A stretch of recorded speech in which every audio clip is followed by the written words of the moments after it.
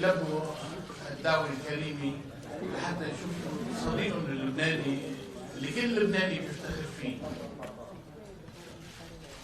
أستاذ كارلوس غصن مش اسم عادي، اسم مميز. هالجماعة هدول اللي جايين هاللبنانيين اللي شايفينه هون لأنه المؤمنين فيه ومؤمنين بأنه قضيته عادي، أنه هو رجل صالح. واللي بيعرف تاريخه للأستاذ كارلوس بيستغرب شو اللي عم يصير. صحيح أنه هو ولد في البرازيل، أول شركة كان فيها شركة فرنسوية ميشلان، وانتقل من هناك على فرنسا، ومن رجع فات على شركة رينو مساعد مدير عام، بعدين صار مدير عام. بسنة 99 صار في مشكلة كبيرة كتير عند النيسان. النيسان كانت شركة مفلسة ما معهم مصاري وعليهم 15 مليار دولار. راح هو كمدير كبير بشركة رينو وعمل اتفاق معهم واشتروا 30% من نيسان، ووعد انه خلال 4 سنوات رح يقدر هو يوفي الديون اللي عليها. ولكن الحمد لله قبل ب3 سنين كان وافي الدين اللي على نيسان. ما اكتفى بالنيسان بس، كمان جاب الميتسوبيتشي، ومن هون كبرت الدنيا كلها. وما بدي اترك الكلام طبعا، بس هدي على نجاحاته اللي بيفتخر فيه كل لبناني. وانا بحب اهلكم بهالموقع الجديد للنقابه اللي الله يرحمه ريمون نجار هو تبرع بهذا تأهيل هذا البناء. وشكرا.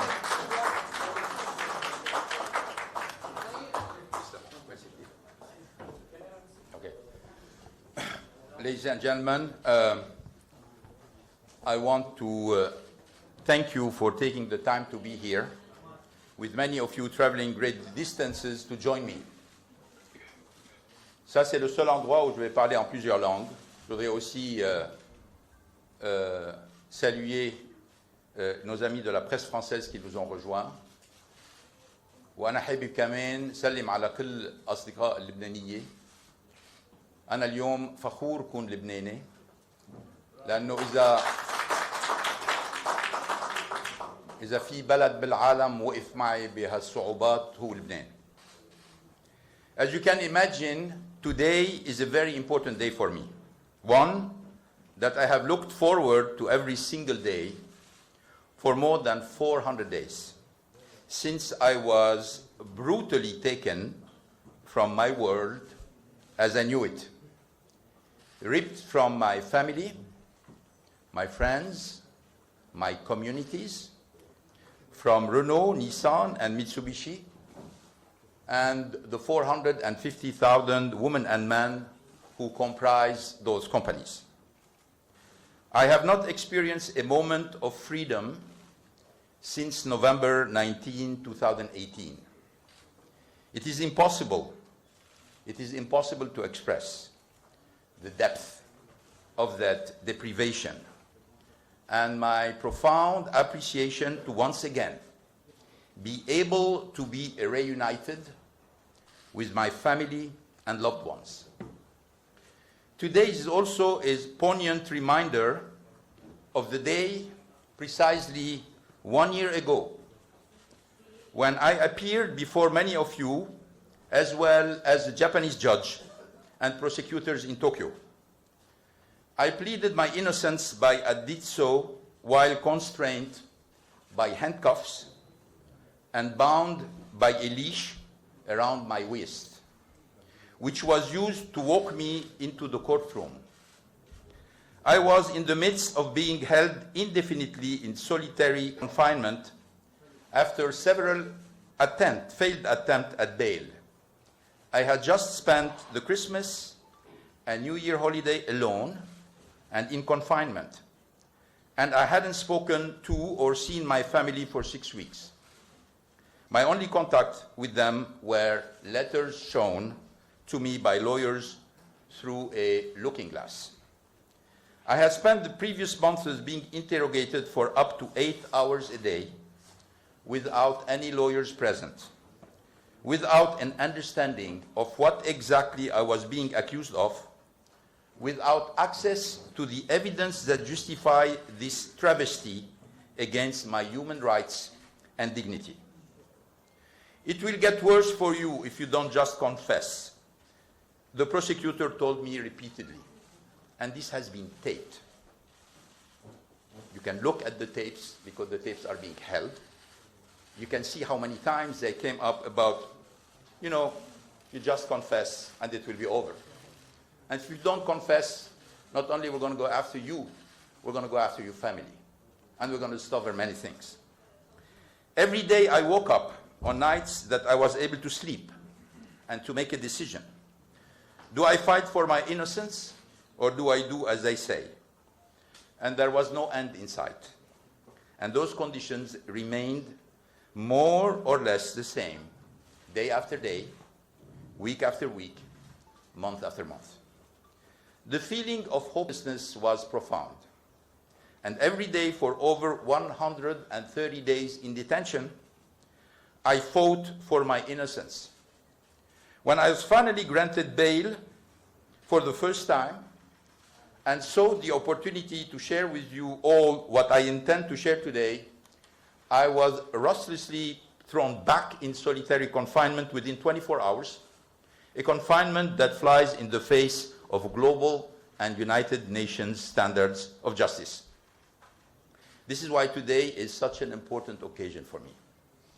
I'm not here to talk about how I managed to leave Japan, although I can understand that you are interested in that. I'm here to talk about why I left. For the first time since this nightmare began, I can defend myself, speak freely, and answer your questions. It was very easy to beat on me while I was in prison. It was very, very easy to describe me the way I was described. Unfortunately, not only in Japan. But now I'm going to be able to speak with facts and data and evidence, and hopefully you will discover the truth, not as it has been travestied by the people who are accusing me, or the people who join this accusation, or the accomplices, not only in Japan, but outside Japan.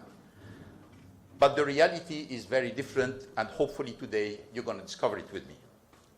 I'm not here to victimize myself. I'm here to shed light on a system that violates the most basic principles of humanity. I'm here to clear my name and to pronounce clearly and emphatically something that was interpreted as a heresy in the Japanese judicial system. These allegations are untrue, and I should have never been arrested in the first place.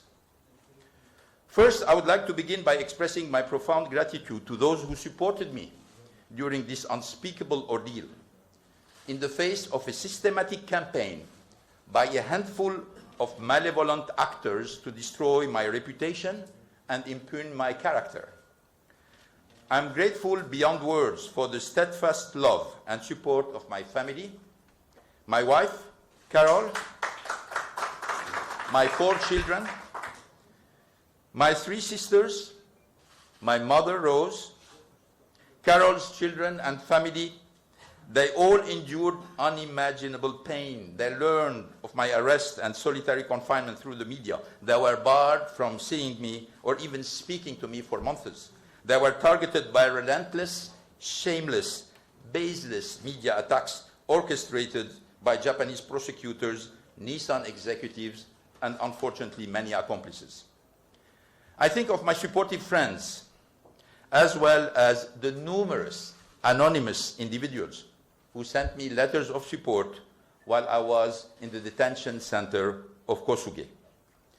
I think of the Lebanese authorities and citizens who never lost their faith in me.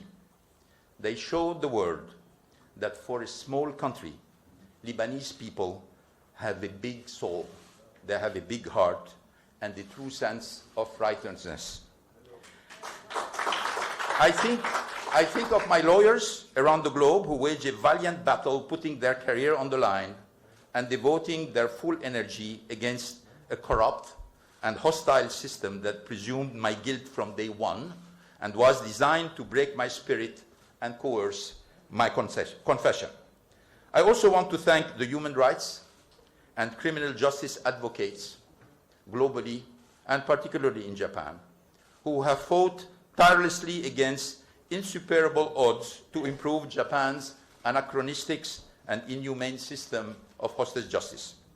It is a system that is indifferent to the truth, indifferent to fairness and process, indifferent to fundamental civil liberties and accepted norms of justice. I also want to take a moment to mention Greg Kelly, an honorable man, husband and father, who was brutally torn from his word and his family on that November day, summoned to Tokyo under false pretenses by Harinada when he needed to stay home for an important surgery. Greg remains a victim of the Japanese hostage justice system with no trial date in sight 14 months after his arrest. While my plight has captured the headlines, we and you cannot forget Greg's ordeal and the pain he and family endure each day at the hands of the Japanese system. He is being punished precisely because he is honorable and refused to participate in a suspicious pre-bargaining agreement alongside Harinada and Onuma and probably many others. Thanks to the systematic leaking of false information and distorted information, and the intentional withholding of exculpatory information by the prosecutor and by Nissan, I was presumed guilty before the eyes of the world and subject to a system whose only objective is to coerce confessions, secure guilty pleas without regard to the truth. I have come to learn that my unimaginable ordeal over the past 14 months is the result of a handful of unscrupulous, vindictive individuals at Nissan, at the Latam and Watkins law firm, with the support of the Tokyo Prosecutor Office. It is important for me to emphasize that I'm not above the law, and I welcome the opportunity for the truth to come out and to have my name vindicated and my reputation restored. I did not escape justice. I fled injustice and persecution, political persecution. Having endured more than 400 days of inhumane treatment in a system designed to break me and unwilling to provide me even minimal justice, I was left with no other choice but to protect myself and my family. It was a difficult decision and a risk one only takes if resigned to the impossibility of a fair trial, with the strings being pulled and manipulated by those dead set on securing a confession or a conviction whose only goal is to save face. The facts, the truth, justice are irrelevant to these individuals. This was the most difficult decision of my life, but let us not forget that I was facing a system where the conviction rate is 99.4%. And I will bet you that this number is much higher for the foreigners. The legitimacy of a justice system should not rest on its conviction rate, but instead on the confidence that it searches for and honors truth and dispenses fair and just outcomes. It is the prosecutors, aided and abetted by petty, vindictive, and lawless individuals in government at Nissan and the Latam law firm, who have destroyed and are destroying Japan's reputation on the global stage. It is them who are fueling an archaic, manipulative, arbitrary side to an otherwise modern country. It is them who should be held accountable. The charges against me are baseless. Why do you think the prosecutors have leaked false information to the press against the Japanese law? Why have they intentionally concealed exculpatory evidence that support my innocence? We're going to see it. Why have they continually delayed the still undetermined 13 months after the still undetermined trial date, and extended relentlessly the investigation timeline? Why have they rearrested me and seized all my legal defense documents? Why were they so intent on preventing me from talking and holding a press conference where I would set forth the facts and my side of the story? Why have they spent 14 months trying to break my spirit, banning me from all contact with my wife, and surveying my every move? Let me, before going to your question, and I know you have many, try to give you some answer. And I'm going to follow particularly 5 topics. The first topic is why all of this happened. At the beginning, why all of this happened. The second is how did it happen? I'm going to tell you a little bit of what I've been through for 14 months. Third is we're going to come back to the 4 charges that the prosecutor have put on me. And I'm going to explain to you the charges. We're going to also talk about all the charges that have been at the base of what I call the smear campaign, that the prosecutor didn't dare even put them in the accusation, but they are flying through the media with many fantasist interpretation, and unfortunately with some official position which are absolutely not rigorous on them. And finally, I'm going to do some words about the lines Renault and Nissan. Where are they today, 1 year later? What is the situation of these three entities 1 year later? And then I will let you answer all your questions. So let me start with the first item, which is why. Okay? If we say, okay, this is a plot, and this is something which has been organized, why? What are the reasons for this? Well, we have 2 reasons. There are probably many, but I'm going to give you the main one. The 2 main reasons for this to happen. The first one was the fact that Nissan performance unfortunately started to decline at the beginning of 2017. I will remind you that in October 2016, I have decided to remove myself from the operation of Nissan because I signed the deal with Mitsubishi, taking control of 34% of Mitsubishi, and Mitsubishi needed help. So I moved to Mitsubishi as chairman of the board, as future chairman of the board, to support Masuko-san into reviving this company. And I told Saikawa-san, okay, we're going to propose you as co-CEO. Yeah, but this is also something we should say. The CEOs are not named by their predecessor. They are named by the board. They are proposed by the predecessor, but it is the board decision. So when people say, oh, Monsieur Bolloré was named by Mr. Ghosn, wrong. Mr. Bolloré was named by the board. He was proposed by Carlos Ghosn, but he was named by the board. So when they say, oh, he was named by Mr. Ghosn, that means he has no legitimacy, it's dead wrong. It's not factual. The members of the board of Renault voted unanimously to nominate him as CEO. And 9 months later, that unanimously voted him down. That's the reality. So let's come back to our story about Saikawa. Nominated in October 2016, CEO of the company. I moved to Mitsubishi. I told him, now it's your turn. I promised that one day I will return this company after having been CEO for 17 years. After having been CEO for 17 years of a dead company in 1999. I left with him $20 billion in cash. A company which was profitable, which was growing, which was respected. A brand which was nowhere in 1999, which became one of the top 60 brands in the world. That's what I left with him. I told him, you take care of it, now it's your turn. Let me help Mitsubishi, let me take care of Renault, and let me take care of the lines. Unfortunately, a CEO is here as long as he performs. I didn't stay 17 years head of Nissan because I was Carlos Ghosn. I was there only because I was performing. I was delivering growth, I was delivering profit, I was delivering cash flow, I was delivering dividends. That's our reason to be. Unfortunately, we started in 17 to see a decline in the performance of the company. Obviously, many tough discussions. In 2018, another decline, many tough discussions. But at the same time, he was the CEO and he was responsible for it. So he has to find the solution with his own team. So there was some nervousness in the ranks of the top management, and particular ranks in the top management, that at a certain point in time, patience will run out and change will come. That's number one.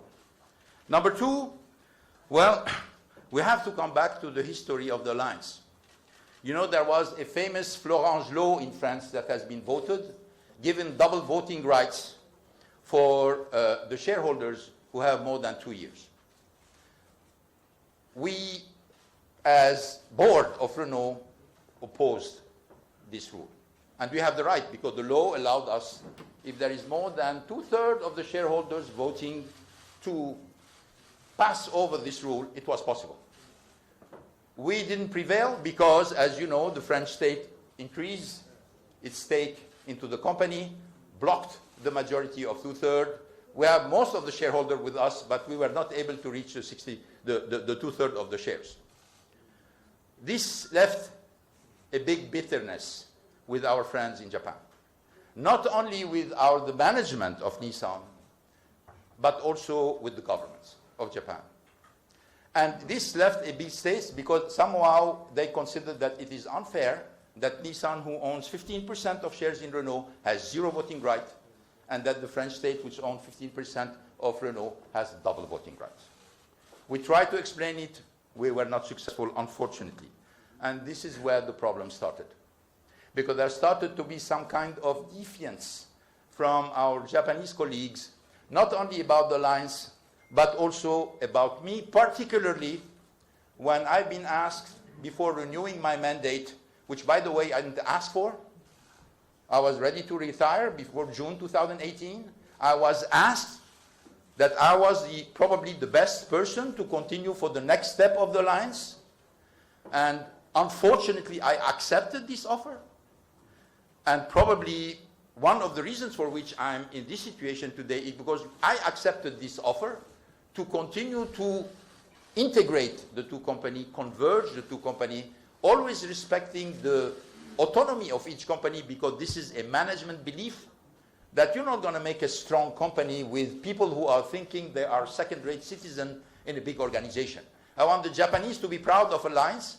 I want Renault to be proud of the Alliance. I didn't want a first-rate citizen and a second-rate citizen. I want each company to be totally, and there was a system, I proposed a system to maintain that, even though I made the alliance irreversible. Unfortunately, there was no trust. And some of our Japanese friends thought the only way to get rid of the influence of Renault on Nissan is to get rid of me, which unfortunately they were right, because when you see exactly what's happening today, where Renault has very little influence on what's going on in Nissan, even though they put a nice face on what's taking place, you know exactly that the Japanese have the right analysis by saying, we get rid of him, we will get much more autonomy for Nissan. Unfortunately, as you know, we're going to talk about the results. The results that were expected are not the one that everybody was hoping for. So, who are the people? I promised you a name. I'm going to give you names. Okay? Who was part of the plot? Obviously, Saikawa is part of the plot. Harinada is part of the plot, obviously, and Onuma, because they showed. But there are many other people. Toyoda, member of the board, was the link between the board of Nissan, and the authorities. Now, I can talk about what happens in the government of Japan. I can give you names, I know them. But I am in Lebanon.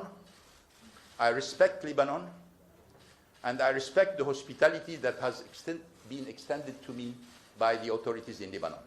And in no way I want to do anything or say anything that would make their task more difficult.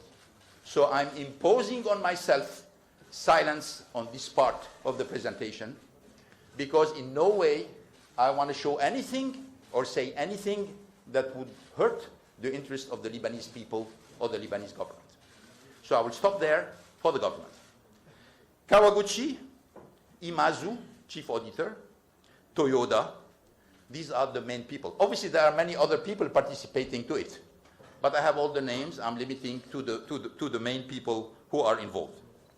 The prosecutor, I will mention some of the names.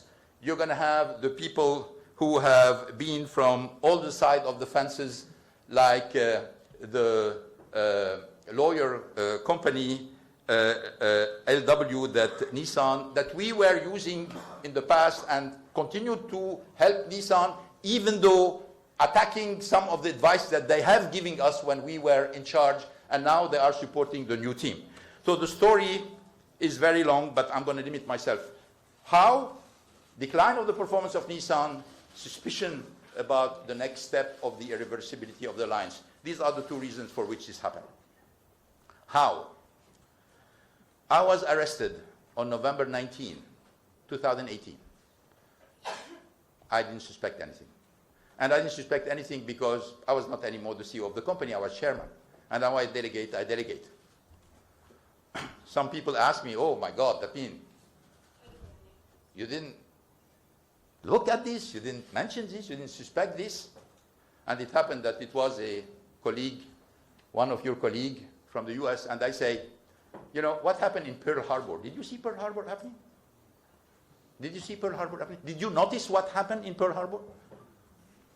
You know, so you're telling me, you're asking me how didn't notice, and I was not even in my country, that something like this was being cooked against me, and you're telling me how I didn't notice. I didn't notice it.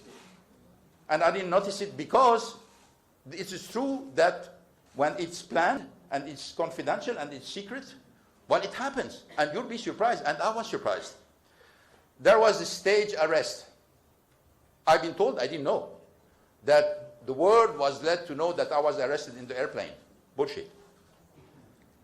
I was arrested in the airport. I came down from the airplane, I was taken in a car, I arrived to the passport, they told me there's a problem with my visa, they took me in a small room, and this is where I found Seki, prosecutor, telling me, I'm from the prosecutor office, I need to talk to you, and since then say, you cannot use anymore your phone, and I know I was arrested, I understand what's going on. And because I was surprised, I told him, okay, can I at least give a phone call to Nissan to send a lawyer? Well, obviously, I didn't know that Nissan was behind it.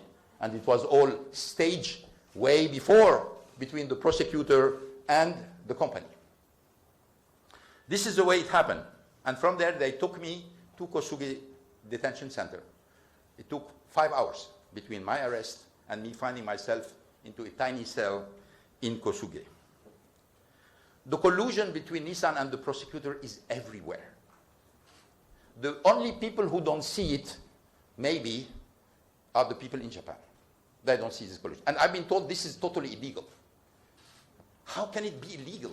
And at the same time, we have so many traces, so many hands on the wall, and nobody's talking about them. Well, you don't see if you don't want to see. But the collusion between Nissan and the prosecutor is coming through witnesses who were in the headquarters of Nissan, who told me exactly what happened before I was arrested, all the preparation, all the visits, a lot of the meeting that took place between the prosecutors and Nissan, at least without counting officials. And I'm not going to talk about the official, as I said. So I was sent to the prison, and the prosecutor told me, well, we're going to arrest you for under-reporting your compensation. I was shocked at the beginning. Frankly, I couldn't understand that. I say, what compensation? And he said, yeah, we are arresting you for under-reporting a compensation that was not paid to you. Second surprise. Okay, so we're talking about something which was not paid for me. Yes. And then something which didn't go to the board, which means that it did not decided. So I was arrested for a compensation that was not fixed, that was not decided, and that was not paid. This is the reason of my arrest. This is the reason of my arrest. Well, I can tell you that in many countries, there is no reason to arrest. It's certainly not a criminal case. It's certainly not even an offense. Give you a name you know very well. Tanaka-san, professor of corporate law, Tokyo University, consulted 3 weeks ago by my lawyers. They put everything. Now that we have the documents, at least on the first charge from the prosecutor, again, 13 months after the arrest, we showed him everything. And we told him, Professor, please, tell us. He said, I'm quoting him, it is a shame that Japan arrested Mr. Ghosn for this. So we asked him to write, and he's going to write, Obviously, I don't know if he's going to continue to write it now. But he said, it's a shame, Professor Tanaka, University of Tokyo, corporate law. It's a shame that Mr. Ghosn was arrested for this. Let me continue. So, let me talk to you, and a little bit, I'm not going to talk too much about it. 130 days in prison, solitary confinement, tiny cell without window, light day and night, 30 minutes per day, excluding weekend, because obviously there is not enough guard in the weekend. You can't go for 30 minutes outside. When there is a holiday, there is nobody. So you stay in your cell, you just get your food. For example, 6 days without any human contact during the New Year break. Shower twice a week. Try to ask to have more, they said no. Prescribed medication is forbidden. You can get only the medicine from the prison. Interrogated days and night.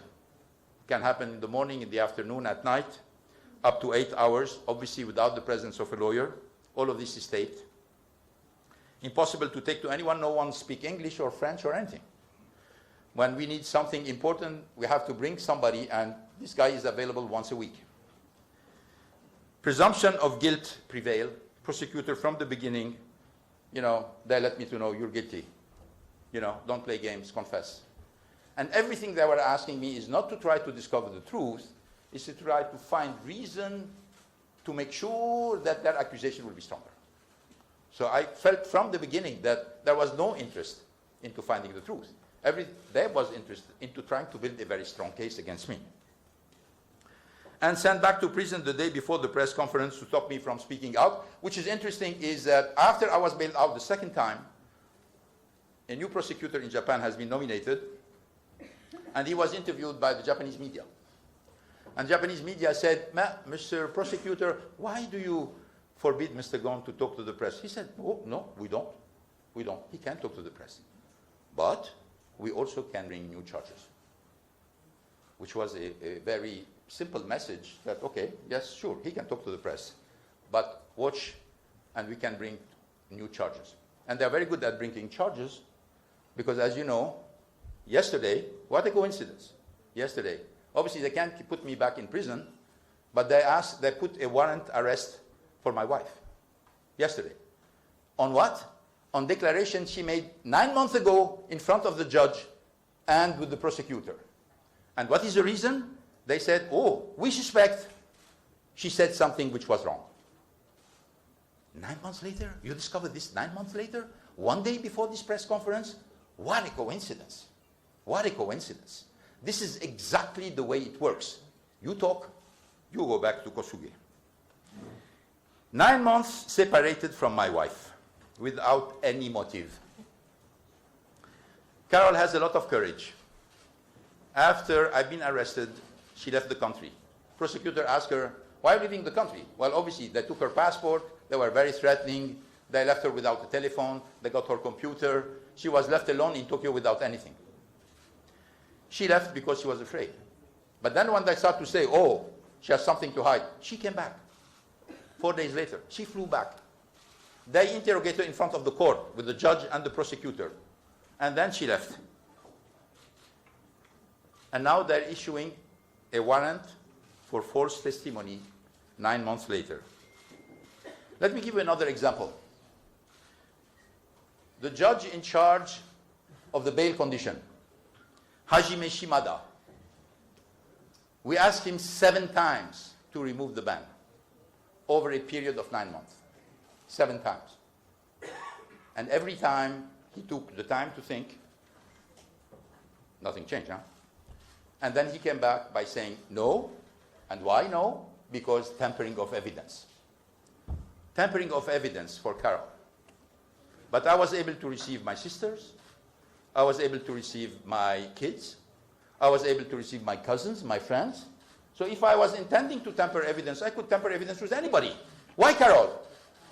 Because they knew that by not allowing me to have a normal life, they were breaking me. And which is interesting is when we tell Shimada-san, maybe they can meet from time to time under your control. And the question was very interesting. It was saying, why do they want to meet? And we said, okay, how about a Zoom, a conference? He said, what do I want to talk about? I felt like I was not a human anymore. I was something between a human, an animal, or an object. But I mean, there is no feeling that a man and a woman who are married want to talk together, and I have to explain why I have to talk to my wife? They didn't care. And the answer, as you know, was no. And I had the right for 2 hours in 9 months, with a lawyer present in the room, and the poor guy was embarrassed. He just tell me, please excuse me, I have to be here, and I have to report about what did you say to your wife. That's what you're talking about.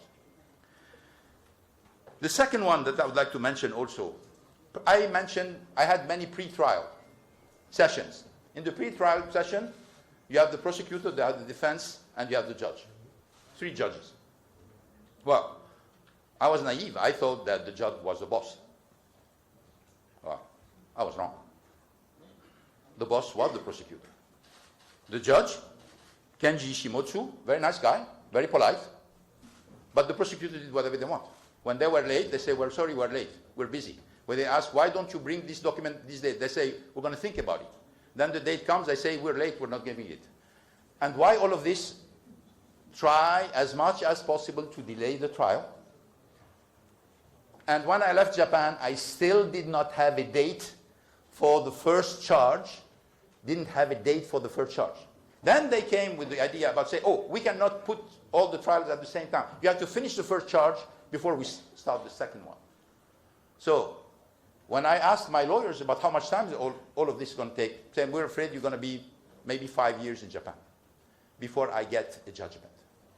5 years in Japan. This is, I understand, we have Maître Zimre, who is here, who is a specialist in human rights. Speedy trial is one of the basic and most fundamental rights of any human being, part of the Treaty of Human Rights. Well, I was far from a speedy trial. On the contrary, I had the impression that it can take as much time as possible, and, you know, with the judge being a kind of nice organizer of the whole thing, and the prosecutor calling the shots. 99.4% conviction rate, all the signs that there was no way I was going to be treated fairly, no sign that I will have a normal life for the next 4 or 5 years. So I can tell you, that means it's not very difficult to come to conclusion, you're going to die in Japan or you're going to have to get out. This was not about justice.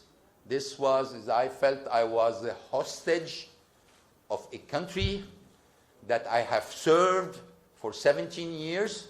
I dedicated my professional life. I was proud of it. I revived a company that nobody else before me was able to do. For 10 years, they were in the dirt. I brought them. For 17 years, I was considered as a role model in Japan. More than 20 books of management were written about me. And like this, in a minute, all of a sudden, a few prosecutors and a bunch of executives in this town say, you know what? This guy is a cold, greedy dictator. That's what I said. Cold, greedy dictator. We filed motion to dismiss because of all the elements that the prosecutor violated.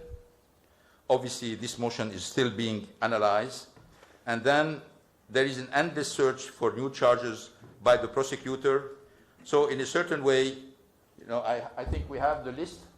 Yeah, we have here the list of all the prosecutor misconducts that have been presented with evidence and with facts and with data and with name and with testimony that were presented to the court just to ask for the case to be dismissed. But my lawyers in Japan told me, you know, don't think that it will be dismissed. There is 0 case in Japan where whatever is the reason of dismissal, a case was dismissed.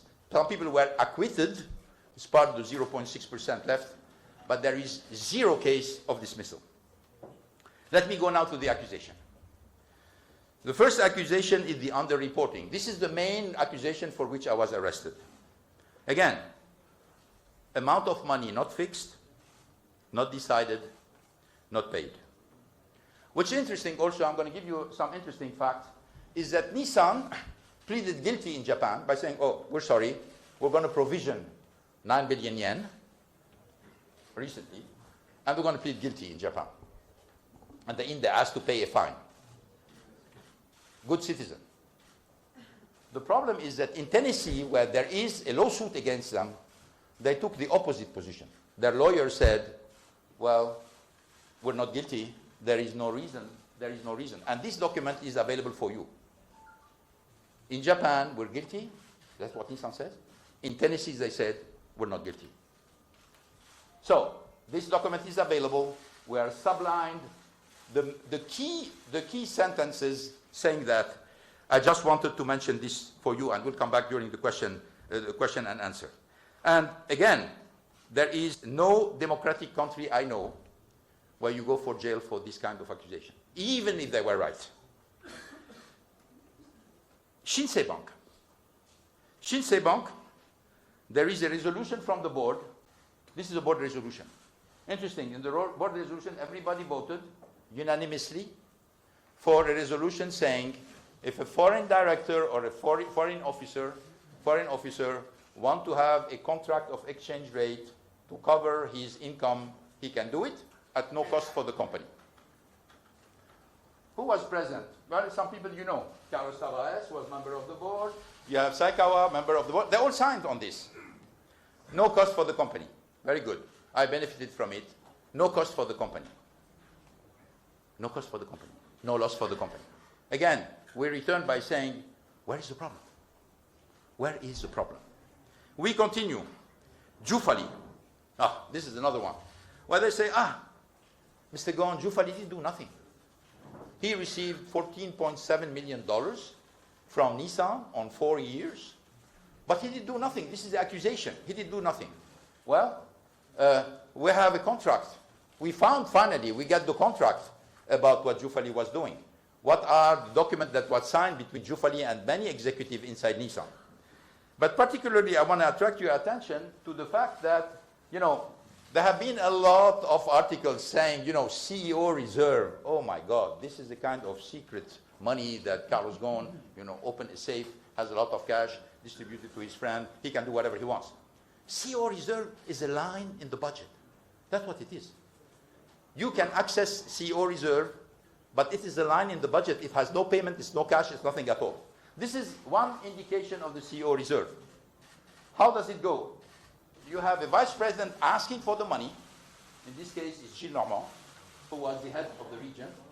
Then he has to explain why he wants the money and what is the contract which is based. And then you have many people reviewing it and agreeing on it or not. Well, obviously you have legal, then you have the controller, then you have the boss of this guy, who usually is the head of the operation, then there is me. Why? Because if it's called CEO reserve, I have to accept that. Every single payment from CEO reserve follow the same procedure. There is not $1 paid from CEO reserve with my signature alone. You have all these people signing on, and after this, after you agree on the budget line, then it has to go for the payment. And when you go for the payment, you have many other people having to sign. Local controller, local vice president, obviously the people receiving the money, etc., etc. So all this farce, talking about CEO reserve as a kind of being special things where Carlos Ghosn was taking money, giving it to his friend, it doesn't stand 1 minute. We have all the evidence showing that. We have all the documents, fortunately now, because when I was arrested, they took everything from me. I had no computer, no file, no in Renault or in Nissan, nothing. Everything was taken. So I have to reconstitute everything to defend myself. And obviously, I'm using here some of the documents that the prosecutor have at the end to deliver to us in order to allow us to defend ourselves. We also, I would like to show you, can we move to Ananda Sas, to the declaration of different people? Yeah. Then we have a lot of statements. Prosecutors in Japan have been visiting many people making statements. Never heard about them. We heard about them because they were obliged to give it to them. One of the important statements is Gilles Normand. Why Gilles Normand? He was the vice president in charge of the Middle East for Nissan. Another one is Joe Peter. Joe Peter was the chief financial officer of Nissan. Another one is Alain Dassas, also another chief financial officer. They covered all these areas. And when we look at what they are saying in all these documents, and these documents are available. You can consult them, and we make them available for those who want to look at them. So when we are looking at that, what do they say? They say the Middle East was an important region for Carlos Ghosn because Toyota is one of the main profit center of Toyota, and it's not one of the main profit center of Nissan. And as you know, the Middle East is practically an Asian country. The cars selling are Japanese cars and Korean cars. And then obviously you have some Mercedes and BMW, but the European have practically no position in the Middle East, or very weak position. I'm talking particularly about the Gulf. So I want to push the people to say, okay, let's go on the offensive. We have an opportunity not only in volume, but also in profit. And we need to change the way we do business. We need to innovate in the way we do business. Pushing people to partner with the local dealer, that's what Toyota does. They don't have their own bureaucrats going into the region trying to do what they do. They say, no, we have a good dealer. Let's work with him. Let's give him support. Let's give him incentive. Let him do the job for us. And frankly, it delivered for us. Because every time we did this, we had higher sales and higher profits. All of this is argumented.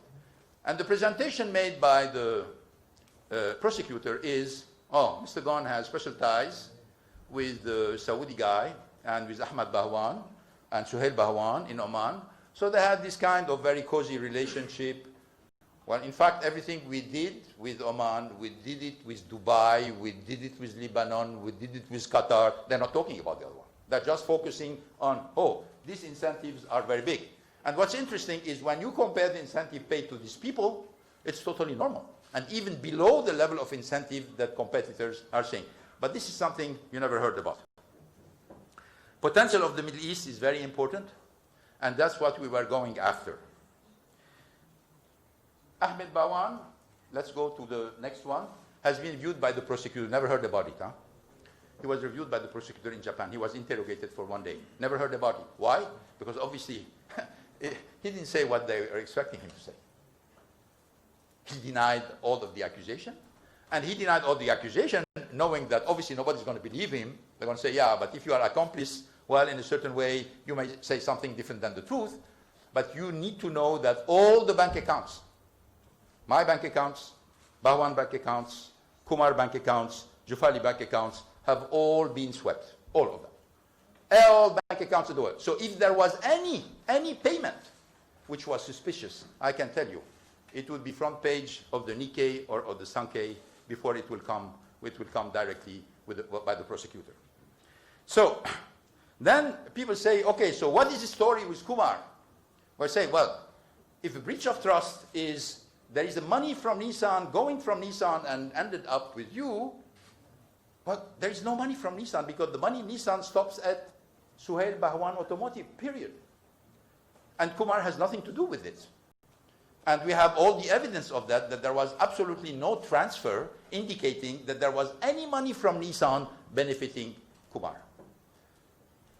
So, end of the road. There's no breach of trust, because breach of trust is there is money of the company which is benefiting the executive of the company. I'm sure we'll come back on this. So, let's continue on character assassination. This is, I must say that they've been very successful. As you know, Nissan hired a lot of people.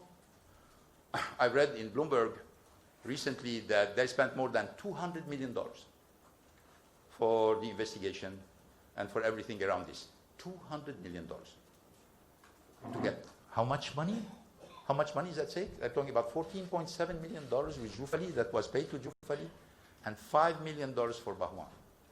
So how rationally you're going to say you're going to spend $200 million? You're going to destroy your company. You're going to destroy your brand. You're going to destroy your image. You're going to divert the attention of all your top management.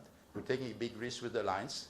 And by the way, the market cap decrease of Nissan since my arrest is more than $10 billion. They lost more than $40 million a day during all this period. By the way, Renault is not better because the market cap of Renault went down since my arrest by more than 5 billion euro, which means 20 million euro a day of quotation. 20 million euro a day. So when I hear a statement made by a French official saying, we need to concentrate on the 11 million euro of undefined expenses, I say, yes, sure. Why don't you come to me? I'll explain to you. Nobody came to me. You make an audit. Well, the first person that should be, if for the audit to be valid, the contradictory of it, you should come to the main person and ask him the question. If you're not convinced by the question, then it's fine. But you didn't even come to me to tell me about the planes, about the help to universities, the help to school. You know, you're not come to me and you just say unexplained expenses. I don't worry about these 11 million euro because I have an explanation. I worry as a shareholder of Renault about the fact that I lost 35% of value and I still don't understand why. I worry when Renault goes down by all this amount, the automotive industry is up 12%. So the only companies which went down in market cap for this period of time are, what a coincidence, Renault, Nissan, Mitsubishi. And everything else on average went up 12%. So why a company is made? It's what? It's about what? It's about, it's mainly about creation of value, if I remember. A CEO is here for the creation of value. A board is here to protect shareholders. Where are we here? I'm a little bit lost as a shareholder of Renault and a shareholder of Nissan. I say, oh my God, who's protecting me as a shareholder? Who is caring about me? Where is the name of the brand? What's the future of the brand? Let's go to character assassination. Make the big story about Versailles. Versailles. Some people think I'm in prison because of Versailles. No, it's true. I mean, so people say, okay. First Versailles, first accusation. Mr. Ghosn, you make a 15 years anniversary of the alliance in Versailles. Yes, sure. Why Versailles? Versailles is not Louis XIV. Versailles is the most visited site in France. It's a symbol of the genius that France has. It's a symbol of the opening to the world. It's the symbol of the globalization of France. You talk about Versailles, any foreigner will come to Versailles. They're amazed by the beauty, by the attraction, by the gardens. That's why we sought Versailles. It's not because you want to mimic Louis XIV or you want to mimic Marie Antoinette. It's ridiculous. We made it, and they say, oh, this was a party of birthday. We say, well, hey, I made a speech. Where is the speech? Speech disappeared. All of a sudden, I can get the speech I made, which was a corporate speech where I thank all the people for the support they've given to the alliance. But people say, hey, but why the other executive of Renault and Nissan were not here? Well, it was not for the executive. We had a celebration with the executive, which was different. This was for the partners, and particularly with the foreign partners. If you invite somebody in France to go to Versailles, he doesn't care. But if you invite an American, a Chinese, a Japanese to go to Versailles, they all run. They all run. That's the reason of Versailles. But the suspicion is, this was a birthday party. Okay, character assassination. Second one. You have the unfortunate reservation of a room in Versailles. Can we yeah. This is the bill. Who took care? Let me tell you how it happened. We were big sponsors of Versailles. Why? Because you know that Versailles doesn't have enough money to maintain the building. So they go to large corporations. They came to me and say, Mr. Ghosn, can you help us? I said, fine, because the image of Versailles fits with the image of the lines. It fits with the image of Renault. Let's do it. I agree. So we supported many things in Versailles. We supported recently the fact that we have redone le Salon de la Paix. It was in a situation which was, frankly, horrible. We paid more than 1 million euro. Well, hopefully it didn't come as a breach of trust that I'm using the money of the company for something in which Renault may not be interested. It didn't come. 1 million euro to redo the Salon de la Paix. So the image of Versailles is this one. So Catherine Pégard, who is the head of Versailles, told me, Mr. Ghosn, you're a big benefactor. You know, from time to time for our big friends, we can make rooms available. If you have a private party, we can make room available. I say, thank you very much. And then many months has passed. All of a sudden, I had the possibility for Carol's 50th birthday. She was telling me, okay, we need to have our friends coming from Lebanon and from the United States. I said, you know what? Maybe Versailles can be an interesting place. I had this proposal from Pega. Called Pega. She said, no problem. We put somebody in charge. Obviously, we're not going to do it. This is a company, CMP. CMP put all the expenses. You have them here. And then they put rental of the room. Offered by Versailles. It's written on the document by the people who organize it. And they put €0. Okay, so when I see this, I say, okay, it's a commercial gesture. They are appreciative, etc. That's fine. We're going to make their own traiteur work. We're going to use their own people. Because obviously this is not a very cheap party. So then I was surprised to see that this cost €50,000 because, I don't know what happened behind the scene, somebody went and said, no, you know what, we cannot pay 50,000, we cannot give as a present €50,000, we're going to deduct it from the credit that Renault earns by being a sponsor of Versailles. We said, okay, we're ready to pay, we didn't know. And we have all the documents to prove, and all the people involved, that we didn't know about it, nobody tells us.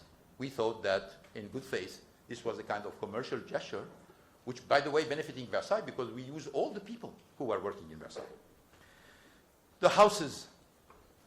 You say, oh, Mr. Ghosn, you have a house in Rio de Janeiro, house in Beyrouth, come on. Well, the houses all belong to Nissan. And say, oh my God, we are discovering this, you've done it secretly. Secretly? Let me show you the documents. This is the document signed by the two representative directors of Nissan, Greg Kelly and Hiroto Saikawa, 2013. And what this document says, use of company residential accommodation, Rio de Janeiro, Brazil, Beirut, Lebanon. Use it. And they say also that as long as he's working for the company, and we are committing that these houses can be sold back to him at book value at the end. So when I hear that everybody was surprised and we were doing this hidden, I say, oh my God. I mean, what kind of document you want more than this where you two representative director plus legal, finance, treasury, the regional people who wrote this document, that means the whole thing doesn't make sense. Part of, by the way, this is not at all part of the charges, but this is part of the character assassination. The media jump on it. Let's continue.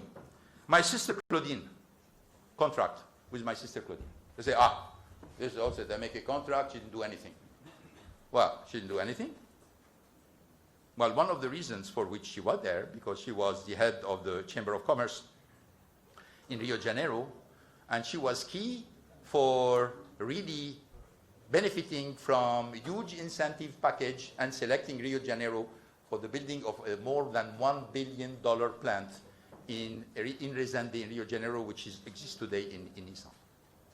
So, who were aware? Well, two representative directors are aware. The head of the operation of Brazil was aware. All the people who wired the money, transferred the money, were aware of it. Obviously now, people say, yeah, we're not sure. I mean, when Saikawa was asked about, hey, by the way, you signed this document. He said, yeah, I signed it. I read it in the press. Probably he said something else. He said, but I didn't pay attention. Or I didn't understand why I was signing this. But this kind of argument with him goes well with the prosecutor. That don't go well with me, but they go well with him. So let me go to the last point. RNBV. RNBV audit made by Mazar. You know that they went with an interim audit report to the board of Renault. Interim audit report. And after they've seen the interim audit report, Renault communicated, and some official of the government communicated, the results of an audit which is not finished, before even I have the opportunity to interface with them. They had many questions for me. But they didn't even have the opportunity to ask me this. So this so-called audit, which is absolutely not contradictory, which is going to be the object, if I understand very well, of a legal battle, well, it didn't follow any one of the rules of the audit. And the first element of an audit is the contradictory, the fact that you are exposed to the results and you have to explain what's going on. This did not happen. And you know, we are treating Renault, Nissan, and RNBV as small pop and mom shops. like there is no controller, there is no finance, there is no auditors, there is no outside people. All the bills are being reviewed, not only internally but externally. All the explanations are being made. So people think that these kind of things can happen without anybody, just a couple of people signing on it. This follow a protocol which is extremely rigorous. And I can tell you, our NBV had the same protocol than Renault and Nissan. Let me go for the last point before probably making a break before going to your question and answer. Then you say, why all of this? What is the consequence of all of this? You know, it's difficult to know who's the winner of this. Who at the end of the day, who prevailed into this? Well, in 2017, the Alliance was the #1 automotive group with 3 companies, Renault, Nissan, and Mitsubishi, growing, profitable, with a clear vision for the future, strategy, bold strategy, and you know very well that we were preparing to add Fiat Chrysler to the group because I was negotiating with John Elkann for Fiat Chrysler to join. So we had the strategy, we know where we were going, we know how the synergies work.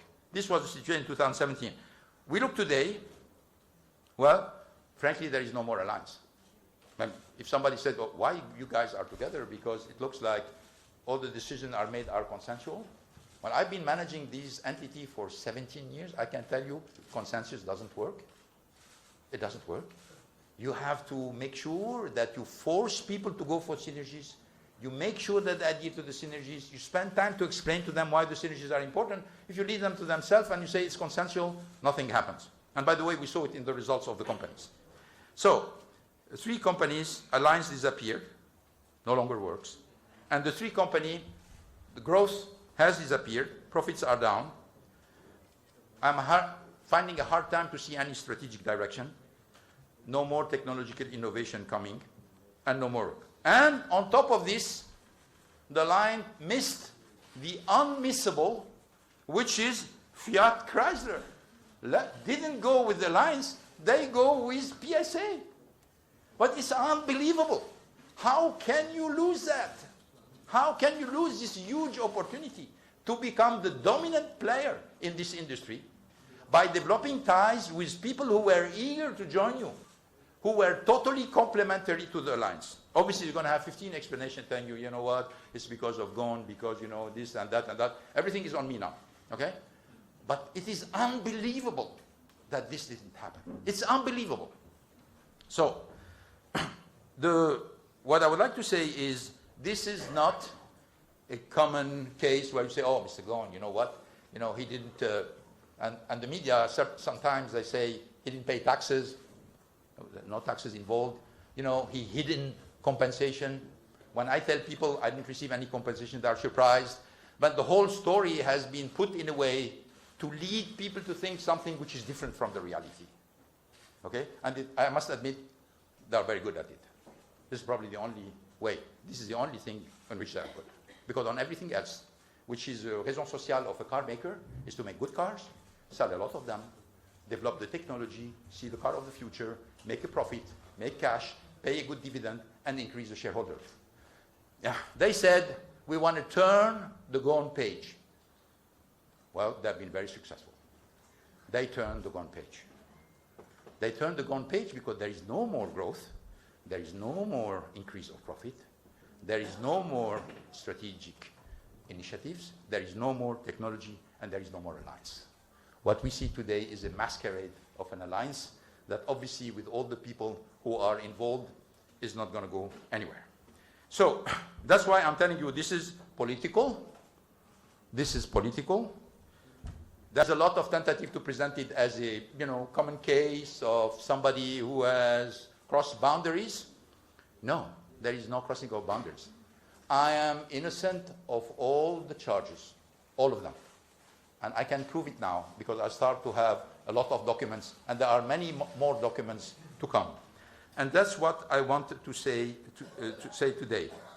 I left Japan because I wanted justice. That's why I left Japan. I didn't run from justice. I want justice because justice is the only way I'm going to establish my reputation, and the only way what I've done during my life is going to be recognized to its value. And if I don't get it in Japan, I'm going to get it somewhere else. Thank you for your attention. And now let me, before we make the break, just final point, particularly for our Japanese friend. I was painted in the media in Japan called greedy dictator. That's it. Everything is called greedy dictator. Called saying he doesn't like Japan. He doesn't like Japanese. He's a kind of mercenary here for the money. It's wrong. I like Japan.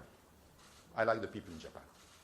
I can tell you that for the many months where I was on bail, I was walking everywhere in Tokyo alone. I had no bodyguard. I went to restaurants, I went to movie, and people were greeting me. They were telling me, "Gambate kudasai, Ghosn." They were saying, "We're sorry about happening to you. We hope you continue to love Japan." This is the people on the street. Because the people on the street do not think 1 second that after celebrating this guy Jean, for 17 years, all of a sudden he became a villain. They don't understand it. They don't believe it. They don't even understand the accusation. So, and when they say I don't love Japan, let's make some history, a little bit of history. I revived Nissan. I went back. We crossed the financial crisis together. When the tsunami hit Japan, I was the first foreigner to come back to Japan, if you remember. I was the first one. Because it happened that I was in France on an executive committee. I was the first foreigner to come back in Japan when everybody was leaving Japan. And I was the first one to dare going to Iwaki plant, which was near Fukushima. Because in Fukushima, if you remember, you had the nuclear leaks.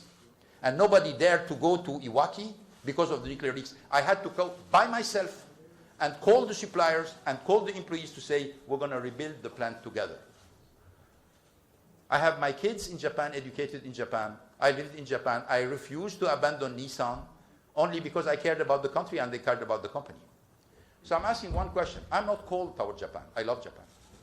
Why Japan is paying me with evil for the good I think I've done to the country? I don't understand that. I profoundly don't understand that. Because I know Japanese people are not like this. The second thing is they're greedy. They say, I'm greedy. I'm greedy. In 2009, Steve Ratner, who was Obama car czar, General Motors was down, Chrysler was down. He came to me and said, I talked to the president, we want you to become the CEO of General Motors. He has written this in his book, so I'm not telling you stories. You can look at the book. And he was offering me a pay which was double my pay. I said, you know what? I understand your offer is very attractive, but a captain of a ship doesn't leave the ship when the ship is in difficulty.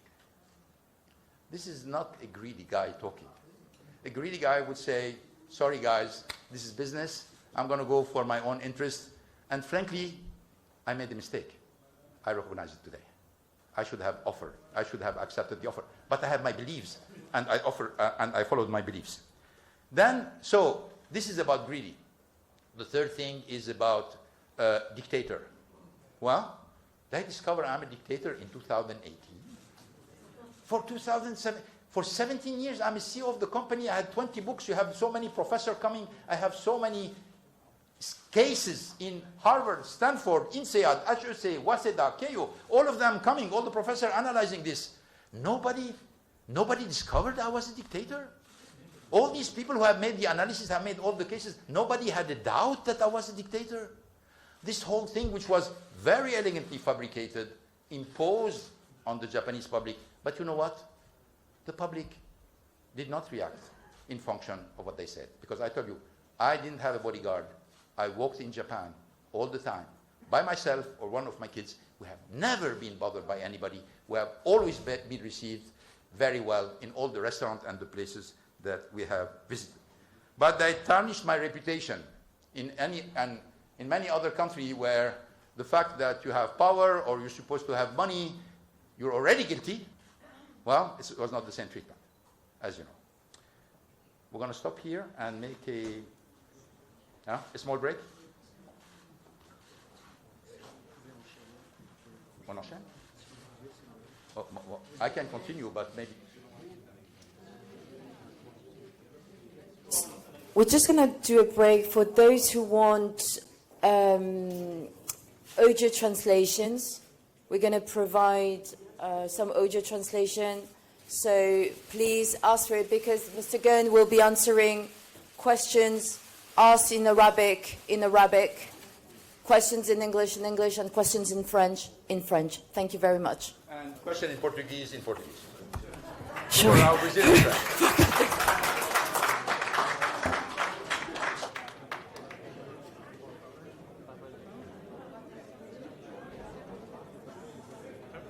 Sit down. Alex. Alex.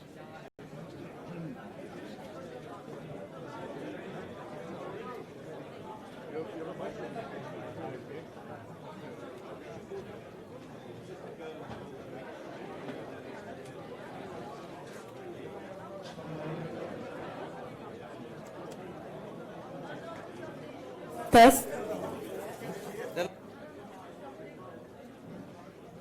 You got it ready?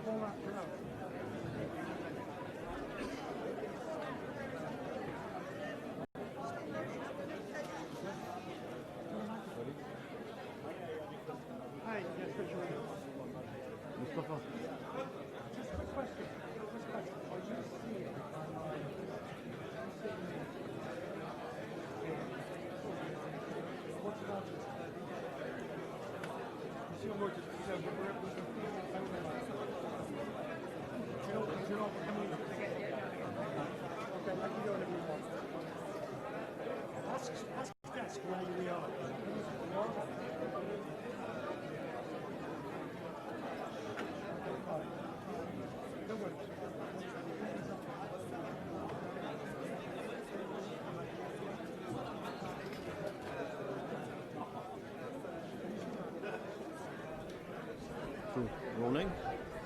Rolling?